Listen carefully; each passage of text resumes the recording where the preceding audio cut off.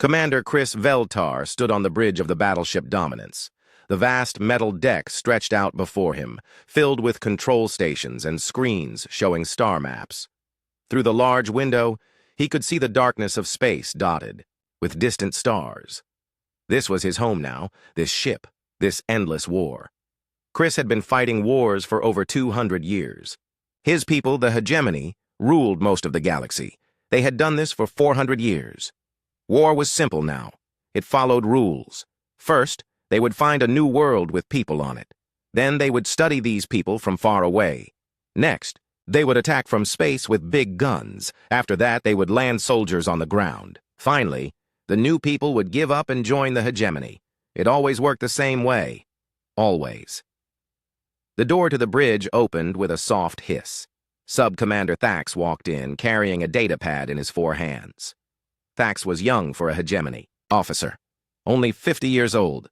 His blue skin still had the bright color of youth, and his large black eyes showed excitement. "Commander," Thax said, holding up the data pad. "We have new orders from High Command." Chris turned away from the window. His own skin had turned a darker blue over the years, showing his age and experience. The scars on his arms told stories of battles on dozens of worlds. "Another campaign?" "Yes, sir. A new system. They call it Sol. The people there call themselves humans." Chris took the datapad and looked at the information. The system had 1 main star and several planets. The 3rd planet from the star seemed to be where most of the humans lived. They called it Earth. The numbers on the screen showed a young species. They had only been using technology for a few thousand years. Very primitive. "How many ships do they have?" Chris asked. "Not many, sir. Maybe a few hundred small ones. Nothing bigger than our escort ships. They use chemical rockets to move in space, very slow." Chris nodded. Chemical rockets were what most young species used before they learned about fusion engines. The Hegemony had been using fusion for thousands of years. Their ships could travel between stars in days. Human ships would take months to go the same distance. "What about their weapons?" Chris asked. "Basic nuclear bombs, sir. Some beam weapons, but very weak. Their strongest weapons are about as powerful as our mining tools." This made Chris smile, a little. Nuclear weapons seemed scary to young species, but the Hegemony had learned to stop nuclear attacks centuries ago. Their shields could block nuclear explosions easily. Their armor could survive direct hits from nuclear bombs. "How many people live in the system?" "About 10 billion on the main world, sir. Maybe 2 billion more spread across other planets and space stations." 12 billion people was not very many. Some Hegemony worlds had 50 billion people or more. This would be a small campaign. Easy work. "High Command wants this done quickly," Thax said. "They think it should take 2 weeks, maybe 3 if the humans are stubborn." Chris looked at the star map again. The Sol system was far from the main Hegemony space lanes. It would take time to bring a large fleet there, but maybe a large fleet was not needed. These humans sounded weak. "Prepare Fleet Group 7, Chris said. 12 heavy cruisers, 40 escort ships, and 6 troop carriers. That should be enough." Thax looked surprised. "Sir, that's much smaller than our usual attack force. Are you sure?" "Look at the numbers, Thax. These humans have no real space fleet. Their weapons are toys. Their technology is hundreds of years behind ours. I've fought species much stronger than this with smaller fleets." This was true. Chris remembered the Zephyrian Empire. They had real warships and energy shields. It had taken 6 months to defeat them. The Crystalline Collective had been even harder. Their ships could repair themselves during battle. That war had lasted 2 years, but those enemies had been challenging. These humans seemed like children playing with sticks while the Hegemony carried plasma cannons. "Send word to the transport ships," Chris continued. "Load standard occupation equipment, translator devices, administrative computers, integration, protocols. We'll need to set up a government after the fighting stops." "Yes, sir. Should I request scientists for first contact studies?" Chris waved a hand. "Not needed. Humans are mammals, carbon-based, breathe oxygen, standard template. We've seen dozens of species just like them." This was normal practice. The BO Hegemony had detailed files on different types of species. Mammals were common in the galaxy. Most of them acted the same way. They protected their young, formed groups and gave up quickly when faced with superior force. Humans would probably be exactly the same. 2 days later, Fleet Group 7 was ready to leave. Chris stood on the bridge again as the ships formed, up in space. The heavy cruisers were beautiful ships, each 1 kilometer long and covered in weapon ports. Their fusion engines glowed bright blue as they prepared to jump to faster-than-light speed. The escort ships were smaller but faster. They would scout ahead and deal with any human ships that tried to run away. The troop carriers looked less impressive but held thousands of hegemony soldiers inside their metal hulls. "All ships report ready, sir," Thax said. "Begin the jump," Chris ordered. Space twisted around them as the fleet entered faster-than-light travel. The stars became long streaks of light, then disappeared completely. They would travel for 3 days to reach the Sol system. During that time, Chris would review the battle plans and prepare his officers, but he didn't expect much planning would be needed. The tactics were always the same. Jump into the system near the main world. Destroy any military ships that came to fight. Use the big guns to attack important targets on the planet. Land soldiers at key locations. Wait for the enemy to surrender. Simple. Routine. Boring, even. On the second day of travel, Chris called a meeting with his ship captains. They gathered in the war room, a circular chamber with a large holographic display in the center. The display showed the Sol system as their scouts had mapped it. Captain Vex of the cruiser Thunder pointed at the human homeworld. "The cities are spread out across the surface, no major shields protecting them. A few orbital bombardments should convince them to give up." Captain Nira from the Stormlance nodded. "Their space stations are even easier targets, small, weak, no real defenses. We could destroy them all in the first hour." "What about their military?" asked Captain Jorak of the Iron Fist. Chris brought up files on human military forces. The pictures showed soldiers with simple guns and vehicles with metal armor. Nothing impressive. Basic projectile weapons, some explosive rockets, their strongest. Ground vehicles would have trouble against our lightest scout mechs. The captains all smiled. This would be the easiest campaign in years. "Remember," Chris said, "we want to keep damage low. These humans will be new citizens of the hegemony soon. Don't destroy anything we don't have to." "What if they don't surrender right away?" Captain Vex asked. "They will," Chris said with confidence. "They always do. Once they see our ships and feel our weapons, they'll understand. Fighting the hegemony is pointless." The meeting ended with everyone feeling good about the mission. Easy victory, quick campaign, minimal losses. They would be home in a month with another success to add to their records. On the third day, the fleet dropped out of faster-than-light travel at the edge of the Sol system. Immediately, every sensor screen lit up with activity. The human homeworld was busy with ships moving between planets. Radio signals filled space with voices speaking in dozens of different human languages. "Begin standard approach," Chris ordered. "Send the surrender message on all frequencies." The message was simple and had been used thousands of times before. "People of this system, you are now under the protection of the hegemony. Surrender your military forces and prepare for integration. Resistance is futile." Then they waited. Usually, alien species took a few hours to respond. They needed time to panic, argue among themselves, and finally accept reality, but the humans responded in 30 minutes. "Unknown ships," came a voice over the radio. The translation computers made it sound calm and professional. "This is Captain Lee Taemin of the Earth Defense Force. You are not welcome in our system. Leave now or face the consequences." On the bridge, several officers laughed. Thax covered his mouth with one hand. Even Chris smiled a little. "Consequences," Captain Vex said over the communications link. What could these primitives possibly do to us? But Chris felt something strange. In all his years of war, no species had responded so quickly. Most took time to be afraid. These humans sounded ready. Maybe they were just too young to understand how hopeless their situation was. "Send another message," Chris ordered. "Tell them they have 1 hour to surrender. After that, we will begin the attack." The hour passed, with no response from the humans. Instead, Chris watched as human ships began moving toward his fleet. Small ships, weak ships, but they were coming to fight anyway. "Sir," Thax said, pointing at his screen, "I count about 200 human vessels approaching. Mixed types. Some appear to be civilian ships converted for military use." Chris studied the formation on his display. The ships moved in loose groups, not the tight formations most military forces used. It looked random, almost chaotic. These humans really didn't know how to fight in space. "All ships, prepare for combat," Chris ordered. "Remember, disable when possible, destroy only if necessary."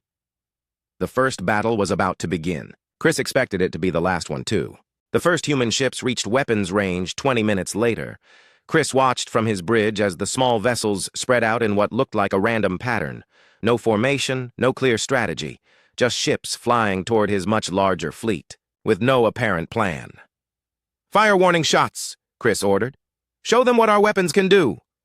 3 heavy cruisers fired their plasma cannons into empty space. Bright blue beams cut through the darkness, each one carrying enough energy to destroy a small city. The display was meant to scare the humans into running away. Instead, the human ships kept coming.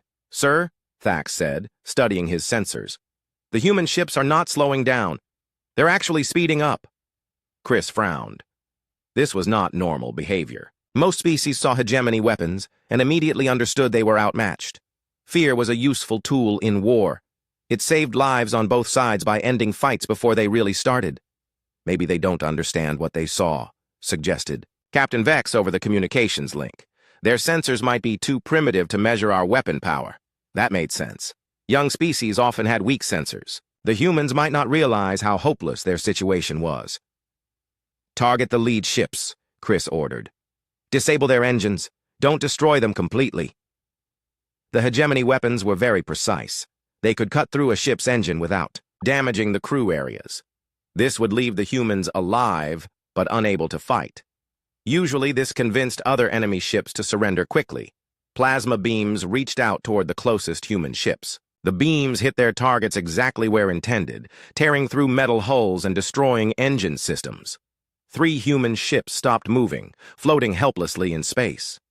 But the other human ships didn't stop. They didn't even slow down. "Interesting," said a new voice over the radio. The translation computers identified it as coming from one of the approaching human ships. "So your weapons can be precise. Good to know." Chris felt a small chill. The voice sounded calm, almost curious, like the human was taking notes instead of watching friends get shot down. "This is Captain Lee Tae-min again," the voice continued. "You've made your point. Now let us make ours." The human ships suddenly changed formation. What had looked like chaos before now revealed itself as something else. The ships moved into attack positions with practiced skill. They had been pretending to be disorganized. "Sir," Thax said urgently, "the human ships are launching missiles, hundreds of them." Chris looked at his display. Small dots were separating from the human ships and flying toward his fleet. Nuclear missiles, according to the sensors. Primitive weapons, but there were many of them. "Activate defensive systems," Chris ordered calmly. "Shoot down the missiles." This was routine. Hegemony ships had been dealing with nuclear attacks for centuries. Their point defense lasers could destroy hundreds of missiles in seconds. Their shields could block any that got through. The defensive lasers fired. Bright red beams swept through space, destroying missile after missile. The hegemony computers were very good at this. In less than a minute, most of the human missiles were gone, but not all of them. A few missiles got through the defensive fire. They hit hegemony shields and exploded in brilliant nuclear fireballs. The explosions were bright enough to light up the dark space around them. "Damage report?" Chris said. "No damage, sir," reported Thax. The shields absorbed all the nuclear explosions. Hull integrity at 100% across the fleet. This should have been the end. The humans had tried their strongest weapons and failed to hurt even one hegemony ship. Now they would see how hopeless their situation was. But the human ships kept attacking. "Sir," Thax said, "the humans are launching a second wave of missiles. These look different." Chris studied the new contacts on his screen. The missiles were larger than the first ones, and they moved in strange patterns. Instead of flying straight at the hegemony ships, they curved and twisted through space. "Evasive missiles," observed Captain Nira from the Storm Lance. "Crude, but clever." The defensive lasers fired again, but these new missiles were harder to hit. They changed direction suddenly, making the computer targeting systems work harder. More missiles got through this time. When they hit the shields, something unexpected happened. Instead of exploding immediately, the missiles stuck to the shield barriers and then detonated. The explosions were focused, concentrated, designed to overwhelm specific shield points. Shields down to 80% on 3 ships, Thax reported. Chris felt a moment of surprise. No primitive species had ever reduced hegemony's shields below 90%. These humans were learning faster than expected. Return fire, Chris ordered. Disable half their fleet. Show them we're serious. Plasma cannons fired across space, targeting the human ships with deadly accuracy. Several human vessels took direct hits. Their hulls cracked open, atmosphere escaping in frozen clouds. Some ships broke apart completely, but the other human ships didn't retreat. If anything, they seemed to fight harder. "This is Dr. Park Ji-woo," came a new voice over the radio. "I'm recording everything you do to us. Every weapon you use, every tactic you try. Thank you for the education." A scientist was talking during a space battle. This was very strange. Scientists usually stayed far away from fighting. "Sir," Thax said, "I'm detecting strange signals from the human ships. They appear to be recording our weapon signatures and shield frequencies." "What do you mean, recording?" "They're studying us, sir, during the battle. Every time we fire, their sensors focus on our weapons. When their missiles hit our shields, they measure the results." Chris had never seen anything like this.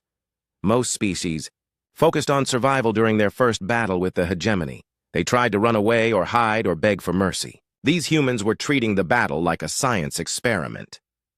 The fighting continued for 2 more hours. The humans lost 60 ships, more than a quarter of their force. But they never stopped attacking. They never asked for mercy. They just kept coming, kept shooting, kept learning. And they were learning. Chris could see it in their tactics. The third wave of missiles was even harder to stop than the second. The fourth wave included decoy missiles mixed with real ones. The fifth wave split apart just before impact, turning each missile into several smaller ones. "Sir," Captain Vex reported, "shields down to 60%. These new human weapons are specifically designed to counter our defensive frequencies." "How is that possible?" Chris demanded. "They've never seen our technology before today." "I don't know, sir. But they're adapting their weapons in real time. Each attack is more effective than the last." Chris stared at his display. This was not following the normal pattern at all. Young species were supposed to be afraid. They were supposed to give up when they saw superior technology. They were not supposed to study that technology and figure out ways to beat it during the middle of a battle.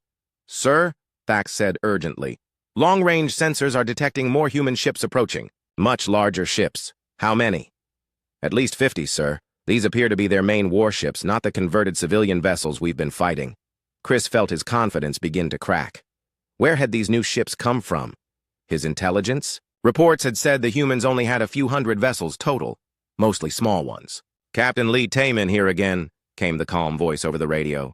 "I hope you've enjoyed our welcome party. Now you get to meet our real Navy." The new human ships arrived in formation. These were clearly military vessels built for war. They were still smaller than hegemony cruisers, but they looked dangerous. More importantly, they moved with purpose and discipline. "All ships, defensive formation," Chris ordered. "Prepare for heavy combat." But as the human fleet approached, something even stranger happened.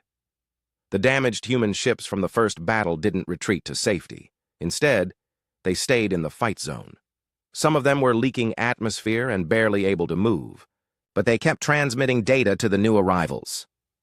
"Sir," Thax said, "the humans are sharing real-time battle data across their entire fleet. Every ship knows what every other ship has learned about our capabilities." This was remarkable. Most species had communication systems, but they were usually slow and limited. The humans seemed to have instant data sharing across hundreds of ships. Everything one ship learned, they all learned immediately.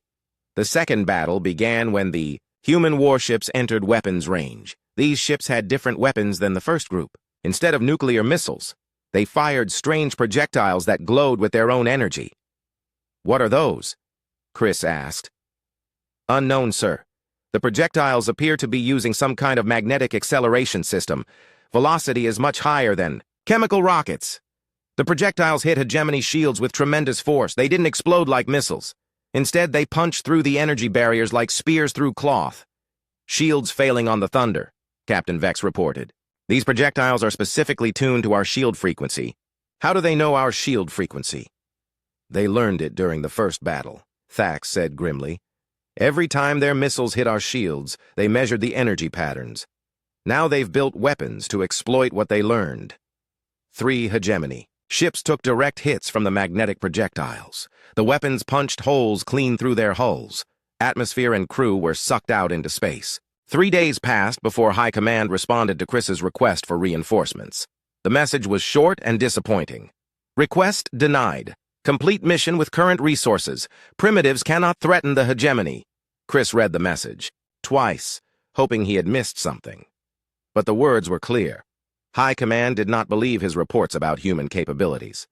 They thought he was exaggerating or making excuses. Sir, Thax said carefully, perhaps we should send more detailed battle recordings to prove what these humans can do. I already sent everything, Chris replied. Combat logs, sensor data, weapon analysis. They don't believe it. This was a problem Chris had never faced before. In 400 years of hegemony expansion, no commander had ever needed to convince High Command that an enemy was dangerous. The pattern was always the same: attack, win, report victory. Simple. But these humans were not simple. During the 3-day pause, both fleets had regrouped. The hegemony ships stayed at a safe distance, repairing damage and analyzing the battle data. The human ships remained near their homeworld, but they were not idle. Sir, Thax reported, long-range sensors show unusual activity around the human homeworld. Multiple ships arriving from other planets in the system. Chris studied the display. More human ships were gathering near Earth. Some came from the red planet the humans called Mars. Others came from the asteroid belt between planets. A few even came from the giant gas planets in the outer system. How many ships do they have? Chris asked. At least 300 now, sir. Maybe more. Some of the new arrivals are very large, bigger than our cruisers. This was impossible. Intelligence reports had said the humans only had a few hundred ships total, and most of those were supposed to be small cargo vessels. Where were all these warships coming from? Sir, Thax continued, there's something else. The humans appear to be building new ships. Building ships? During a war? Yes, sir. We can see construction activity around their space stations. They're assembling new vessels using materials from their asteroid mining operations. Chris felt a chill. Most species stopped all non-military activity during wartime. They focused on survival, not construction. But these humans were actually increasing their fleet size while under attack. How long would it take them to build a new ship? Based on what we can observe, sir, maybe 2 weeks for a small ship, 1 month for a large one. In hegemony space, building a warship took years. The humans were somehow doing it in weeks. Their construction methods were crude but fast. Instead of building perfect ships slowly, they were building good enough ships quickly. Sir, came Captain Vex's voice over the communications link, we're detecting strange energy readings from the human homeworld. Something big is happening on the surface. Chris brought up the planetary scan data. The human homeworld was covered, in cities. But now there were new energy signatures appearing. Large installations were powering up in locations that had been empty before. What are those facilities? Chris asked. Unknown, sir, Thax replied. The energy patterns don't match anything in our databases. Whatever they're building, it's completely new. A new voice came over the radio. This is General Song Minho of the Earth Defense Forces. Commander Chris, we need to talk. Chris was surprised. Enemy commanders rarely requested direct communication during a war. Usually, they only talked when surrendering. Put him through, Chris ordered. The main screen showed a human face. General Song looked older than the other humans Chris had seen, with gray hair and lines around his eyes. But those eyes were sharp and intelligent. Commander Chris, General Song said, you've been fighting us for 3 days. What have you learned? This was a strange question. I've learned that your species is more stubborn than most. General Song smiled. Stubborn. Yes, that's one word for it.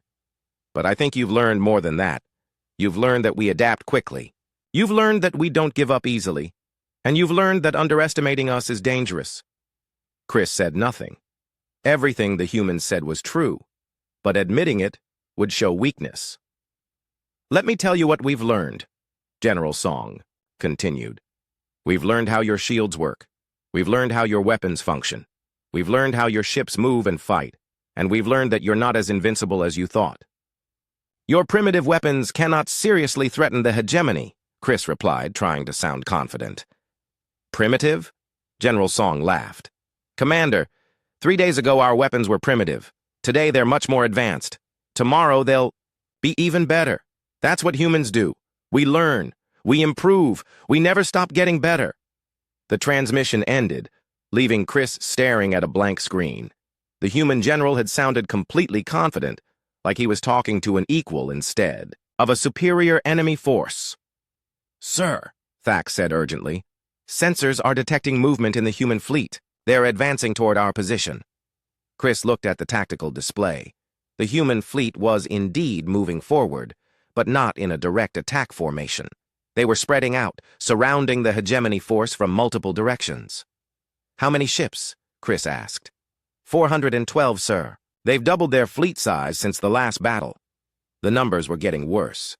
Chris still had technological superiority, but the humans had more ships now, and they had learned how to hurt hegemony vessels. "All ships, combat formation," Chris ordered. "Prepare for engagement." But the humans didn't attack immediately. Instead, they sent out small, fast ships that darted around the edges of the battle area. These ships didn't carry heavy weapons. They seemed to be gathering information. "Sir," Thax reported, "the human scout ships are scanning us with new types of sensors, very sophisticated equipment, much more advanced than what they had 3 days ago." "How is that possible?" "I think they've been studying our technology, sir. Every time we used our sensors on them, they were learning how our systems work. Now they've built their own versions." This was getting ridiculous. The humans were somehow reverse engineering hegemony technology just by observing it in battle. No species should be able to do that so quickly. The real attack began an hour later. But it wasn't like the previous battles. This time, the humans used coordinated tactics that seemed designed specifically to counter hegemony advantages. Instead of attacking in waves, the human ships attacked in small groups from different directions. When hegemony ships turned to face, another group would attack from behind. The humans were using their numbers to create confusion and divide the hegemony response. "Sir," Captain Nera reported from the Stormlance, "the human weapons have been upgraded again. These new projectiles are moving much faster and hitting much harder." Chris watched the battle data with growing concern.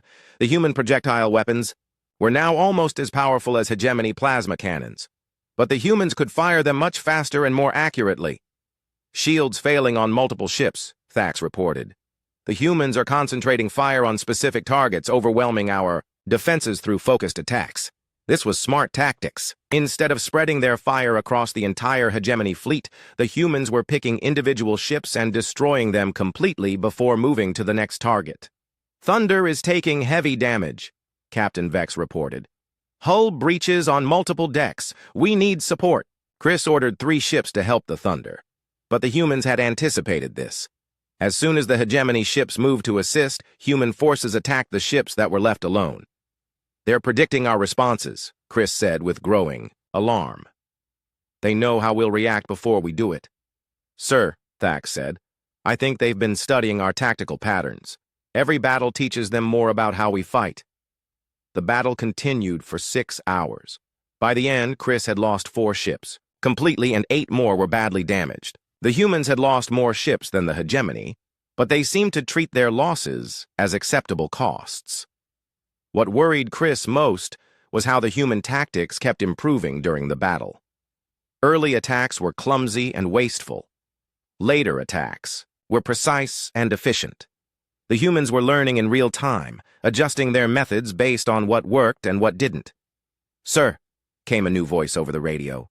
"This is Lieutenant Kim Do-hyun. I'm aboard your ship." Chris spun around, looking for the source of the voice. "What do you mean aboard my ship?" "I mean I'm inside your ship, sir. Deck 7, Section 12. I've been here for about an hour, gathering intelligence." Security alarms began blaring throughout the ship. Hegemony soldiers ran through the corridors, searching for the intruder. But Lieutenant Kim's voice continued calmly over the ship's communication system. "Don't bother looking for me," the voice said. "I'm already leaving, but I wanted you to know that human soldiers can go anywhere we need to go. Your security systems are adequate, but not perfect. How did you get on my ship? Chris demanded. Trade secret, sir, but I'll give you a hint. Your shuttle-based sensors have a blind spot. You might want to fix that. The security teams found evidence that someone had been in the ship's computer core, copying data files. But by the time they got there, the intruder was gone. Somehow, a human soldier had infiltrated the most secure ship in the hegemony fleet, stolen information, and escaped without being caught. Sir, Thax said quietly, if humans can board our ships at will, our technology advantage means much less. High Command's second response came 5 days later. This time, they sent reinforcements. Admiral Zektar arrived with Battle Group Prime, 20 heavy cruisers, 60 escort ships, and 2 dreadnoughts. It was the largest hegemony force assembled in 50 years. Chris felt relief when he saw the massive ships emerge from faster-than-light travel.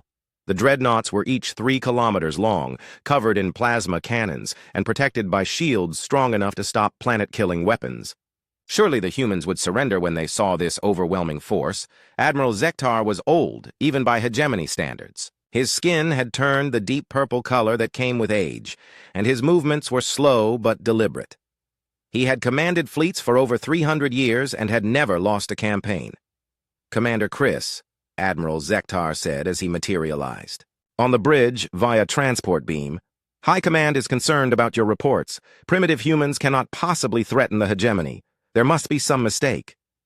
Chris had prepared for this conversation.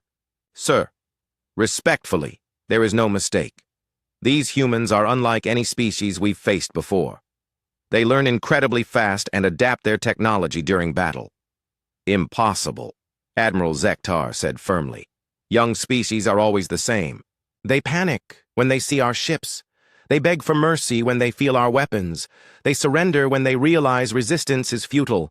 Sir, please review the battle recordings. The humans have been fighting us for over a week. They've never asked for mercy. They've never shown fear. And they've never stopped trying to win. Admiral Zektar looked at the tactical displays showing the human fleet. There were now over 600 human ships gathered near their homeworld.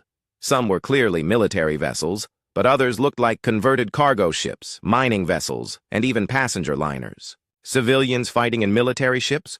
Admiral Zektar asked. How desperate they must be. Sir, I don't think it's desperation. I think every human is a potential soldier. Their entire society seems organized for war. This was something Chris had noticed during the past week. Human communications showed no panic among their civilian population. Instead of hiding or running away, the civilians were building weapons, constructing ships, and supporting the military effort. It was as if the entire species had instantly transformed into a war machine. Well, Admiral Zektar said, it doesn't matter how many primitive ships they have. Quality defeats quantity every time. Prepare for a full-scale assault.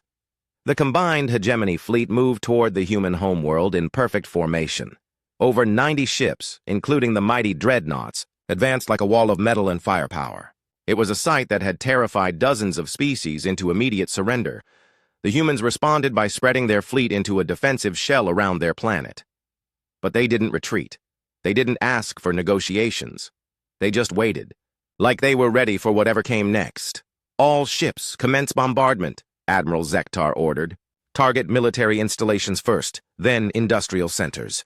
Minimize civilian casualties. The hegemony fleet opened fire. Hundreds of plasma cannons shot beams of pure energy toward the human homeworld. Each beam could level a city block. Together, they should have been unstoppable. But something unexpected happened. The energy beams hit invisible barriers around the planet and scattered in all directions. The humans had built planetary shields. Impossible, Admiral Zektar said. Planetary shields require technology centuries beyond their capabilities. Sir, Thax reported, the shield technology appears to be based on our own designs. They've somehow created their own version of hegemony defensive systems. Chris felt a familiar chill. Once again, the humans had surprised everyone by doing something they shouldn't be able to do. How strong are the shields? Admiral Zektar asked. Unknown, sir, but they stopped our initial bombardment completely. Admiral Zektar ordered a concentrated attack on one section of the planetary shields. All 90 ships focused their fire on a single point, trying to overwhelm the defensive barrier through sheer force. The shields held for 30 minutes before starting to flicker. Just as they seemed ready to fail, the human fleet attacked. This was not like the previous battles. The humans came at the hegemony formation from all directions at once, using every ship they had. Military vessels, converted cargo ships, even small personal craft joined the assault. "Sir," Captain Vex reported, "the human weapons have been upgraded again. They're now using plasma technology similar to our own." Chris watched in amazement as human ships fired beams of blue energy that looked exactly like hegemony plasma cannons.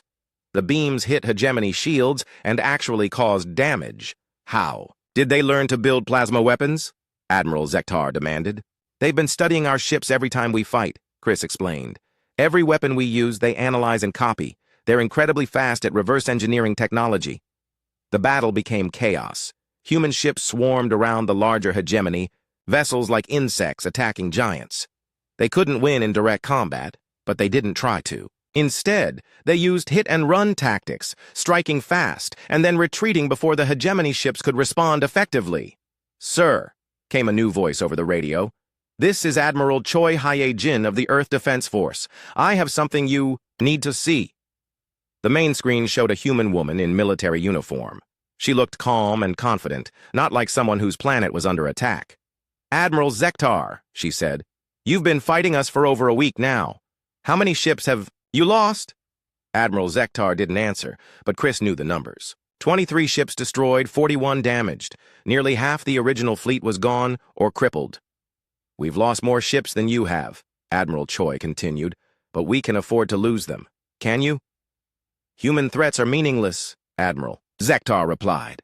"The hegemony has unlimited resources." "Does it?" Admiral Choi smiled. "Let me show you something interesting." The screen changed to show a star map of the local galaxy. Red dots marked hegemony territories. Blue dots marked human territories. But there were also green dots scattered throughout hegemony space. "What are the green markers?" Admiral Zektar asked. "Rebel uprisings," Admiral Choi said calmly. "It seems that news of our resistance has spread to other worlds.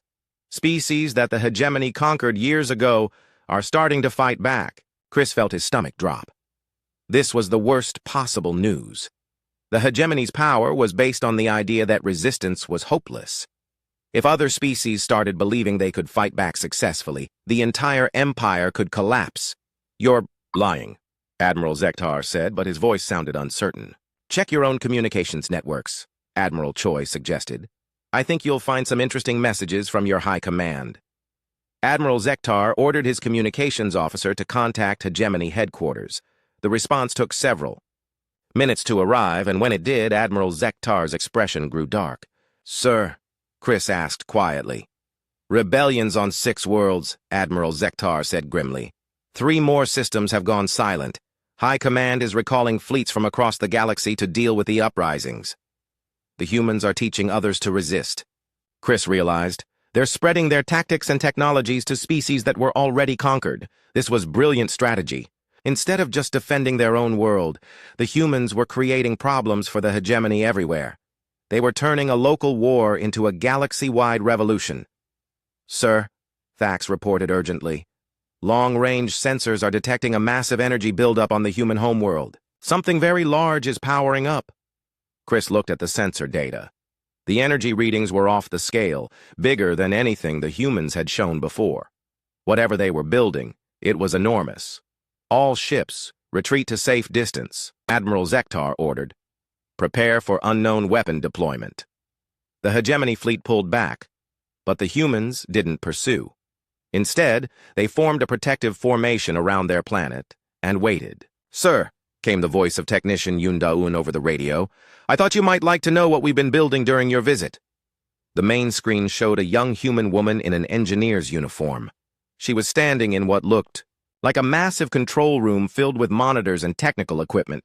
"We call it the Sol Defense Grid," she said proudly. "It's a network of orbital platforms, each one armed with weapons based on your own technology. But we've made some improvements." The sensor screens lit up as hundreds of new contacts appeared around the human homeworld. Orbital weapons platforms, hidden until now, revealed themselves as they powered up. Improved how? Admiral Zektar asked, though he sounded like he didn't want to know the answer. Well, Technician Yoon said, your plasma cannons are very powerful, but they're not very efficient. We've redesigned them to use much less energy while delivering much more damage. Also, your targeting systems are accurate, but slow. Ours are faster. To demonstrate, the orbital platforms fired a coordinated salvo into empty space. The beams were brighter and more focused than hegemony plasma cannons. More importantly, they fired 3 times faster than any weapon the hegemony had. Those platforms could destroy our entire fleet, Thax said quietly. Not could, Admiral Choi's voice corrected from the radio. Will, if you don't leave our system immediately. The hour deadline passed in tense silence. Admiral Zektar refused to retreat, convinced that the hegemony could not show weakness to primitive humans. But he also didn't order an attack, uncertain what the humans might do if truly provoked. The answer came at exactly 61 minutes. Admiral Zektar, came Captain Lee Taemin's voice over the radio, you were warned. Now you'll learn why humans have survived on a world full of predators for millions of years. The human fleet attacked with a coordination that amazed even Chris. Every ship moved as part of a single organism, each one knowing exactly where the others would be. The orbital platforms joined the assault, creating a crossfire pattern that was impossible to escape. But this wasn't the most shocking part. The most shocking part was the weapons. Sir, Thax reported with disbelief in his voice, the human weapons are more powerful than ours now. Much more powerful. Chris watched as human plasma beams cut through hegemony shields like they were made of paper. Ships that had survived dozens of battles were destroyed in seconds. The mighty dreadnoughts, pride of the hegemony fleet, found their armor useless against human firepower. How is this possible? Admiral Zektar demanded. They've only had our technology for a few days. Sir, came Technician Yoon Da-yoon's voice over the radio. Humans have been studying physics for centuries. We understand energy and matter very well. Once we saw how your weapons worked, improving them was just a matter of applying better science. It was true. The humans hadn't just copied hegemony weapons. They had redesigned them from the ground up, making them more efficient, more powerful, and more accurate. In less than 2 weeks, they had taken 400-year-old hegemony technology and made it obsolete. Domination is taking critical damage, Captain Jorak reported from one of the dreadnoughts. All weapon systems offline, life support failing. Supreme Victory requesting immediate assistance, came another call. Hull breach on 17 decks. We're losing atmosphere fast. The hegemony fleet was being destroyed. Ships that had conquered.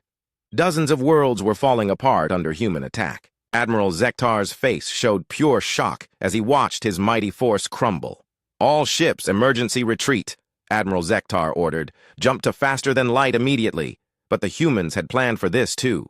Sir, Thax said urgently, our faster-than-light drives are not responding. Something is interfering with the jump systems. Gravity field generators, Lieutenant Kim Do-hyun's voice explained over the radio. We've been studying your ship designs during our infiltration missions. Your faster-than-light drives need very specific conditions to work. Change those conditions, and the drives shut down for safety reasons. The humans had trapped the entire hegemony fleet in normal space. There was no escape, no retreat, no way to run from the battle. For the first time in 400 years, a hegemony force was completely at the mercy of their enemies.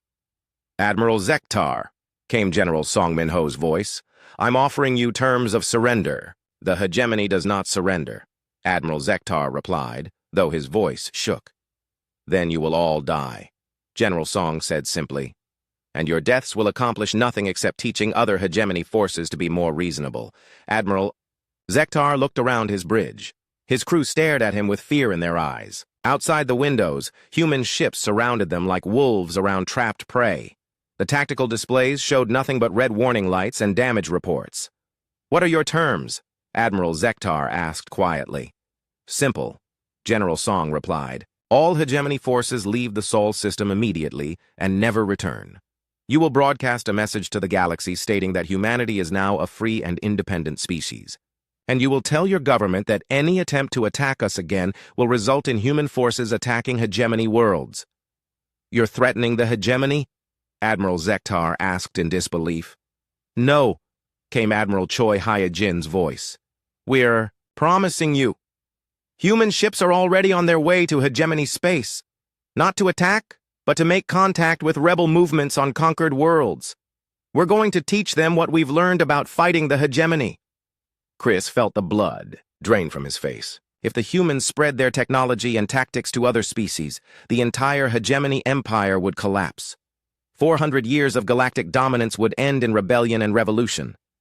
Sir, Thax whispered, we have no choice. They hold all the advantages now. Admiral Zektar closed his eyes for a long moment. When he opened them, he looked older, defeated. I accept your terms. Excellent, General Song said. The gravity generators are shutting down now. Your ships are free to leave. But remember, we'll be watching. If any hegemony force enters this system again, there will be no warnings and no mercy. The faster-than-light drives came back online. One by one, the surviving hegemony ships began jumping away from the Sol system. Of the original 90 ships, only 37 were still capable of travel. The rest were destroyed or too damaged to move. Admiral Zektar's flagship was among the last to leave. As they prepared to jump, Chris took one final look at the human homeworld. The planet was still there, still beautiful, still defended by ships and weapons that had once been hegemony technology. Sir, Thax said quietly, what will we tell High Command? The truth, Chris replied. That we've encountered a species unlike any other. That routine warfare is no longer possible. That the age of easy conquest is over. The ship jumped to faster-than-light speed, leaving the Sol system behind. But Chris knew they weren't really escaping. The humans had changed everything. They had shown that the hegemony could be defeated, that their technology could be matched, that their empire was not eternal. 3 months later, Chris stood in the High Command briefing room on the hegemony homeworld. The room was full of admirals and generals, all listening as he delivered his final report on the human campaign. The humans possess several capabilities that make them extremely dangerous, Chris explained. First, they learn faster than any species we've encountered. They can analyze new technology and improve upon it within days. Second, they adapt their tactics during battle, becoming more effective with each engagement. Third, they treat civilian and military as the same thing. Their entire society becomes a war machine when threatened. But surely, interrupted Admiral Takron, primitive humans cannot truly threaten the hegemony core worlds. Sir, Chris replied, the humans are no longer primitive. In 2 weeks of fighting, they advanced their technology by centuries. They now possess weapons superior to our own and defensive systems we cannot penetrate. What do you recommend? Asked Supreme Commander Velkash, the highest military authority in the hegemony. Avoid all contact with human space, Chris said, firmly. Treat them as an independent species with full territorial rights. Any attempt to conquer them will result in massive hegemony losses and probable defeat. The room erupted in angry voices. Many of the commanders refused to believe that any species could threaten the mighty hegemony. But Chris had seen the truth. War was no longer routine when facing humans. 6 months after the failed invasion, rebellion spread across hegemony space like fire. Dozens of conquered worlds rose up, using weapons and tactics learned from human broadcasts. The hegemony military found itself fighting wars on hundreds of fronts simultaneously. Chris received command of a fleet tasked with suppressing rebels in the Outer Rim. But when he arrived at the rebel worlds, he found human advisors helping the local forces. Not many humans, just a few specialists per world. But they made the difference between disorganized uprising and effective resistance. Commander Chris, came a familiar voice over the radio during the first battle. This is Captain Lee Tae-min. I thought you might like to know that these rebels have been studying your tactics. They know how you fight, and they're ready for you. The battle that followed was unlike anything in Chris's experience. The rebels used human-style tactics, hit-and-run attacks, technological adaptation, and the refusal to accept defeat. Chris's fleet took heavy losses while accomplishing nothing. Captain Lee, Chris said during a brief ceasefire, why are humans helping these rebels? Because, Captain Lee replied, humans believe that all thinking beings deserve freedom. The hegemony has ruled through fear for too long. It's time for that to change. Chris looked at his tactical displays. Red indicators showed rebel positions across multiple star systems. Green indicators showed human advisor ships, small but somehow crucial to rebel success. Blue indicators showed his own depleted fleet, once mighty, but now struggling against enemies who fought like humans. War was routine, Chris said to himself, until I faced the fury of humanity. Now, routine was gone forever. The galaxy was changing, and the hegemony was learning what humans had always known, that the spirit of freedom, once awakened, could never be conquered. Outside his ship's windows, rebel vessels moved in formation around a liberated world. They flew with confidence now, like predators who had learned to hunt. And somewhere among them, human ships shared the knowledge that would topple empires and reshape the stars. The age of easy conquest was over. The age of earned freedom had begun.